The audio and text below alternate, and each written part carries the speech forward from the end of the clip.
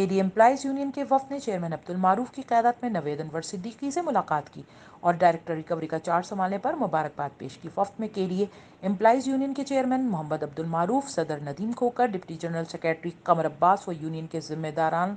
व कारकुनान भी मौजूद थे। इस मौके पर यूनियन के चेयरमैन मोहम्मद अब्दुल मारूफ खान ने कहा कि कराची के डायरेक्टर जनरल मोहम्मद अली शाह साहब और मिनिस्टर फाइनेंस शुजात हुसैन साहब और सेक्रेटरी शम्स सिद्दीकी साहब का बेहद शुक्रगुजार है कि इन्होंने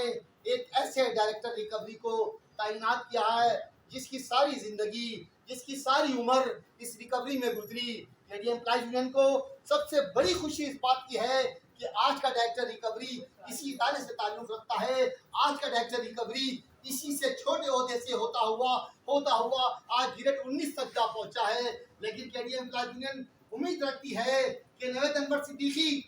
जो कि इदारे के मुलाजिमीन की फलाह व बहबूदी के लिए मुस्तकिल जद्दोजहद करते हैं, चाहे वो किसी भी सीट पर हो, चाहे रिकवरी की सीट पर हो या डायरेक्टर जनरल की सीट पर हो। लेकिन हम तमाम कारकुन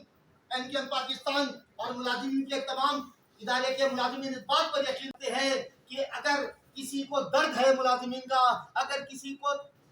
मुलाजिमीन का एहसास है तो वो नवेद अनवर सिद्दीकी की डीजी इदारा तरक्यात Karachi Mohammad Ali Shah, member finance Shujaat Hussain, secretary KDA director finance Shamsul Haq Siddiqui के मशकूर शुक्रगुजार हैं कि उन्होंने एक ऐसे अफसर को डायरेक्टर रिकवरी का चार्ज दिया जिसकी तमाम उम्र रिकवरी में गुजरी और अनथक मेहनत की वजह से आज ग्रेड 19 में पहुंचे। इदारा मुलाजमीन की फलाह व बहबूद का दिल में दर्द रखते हैं और के लिए मुलाजमीन की इज्तिमाई कामों को तरजीह देते हैं। HQ news Karachi.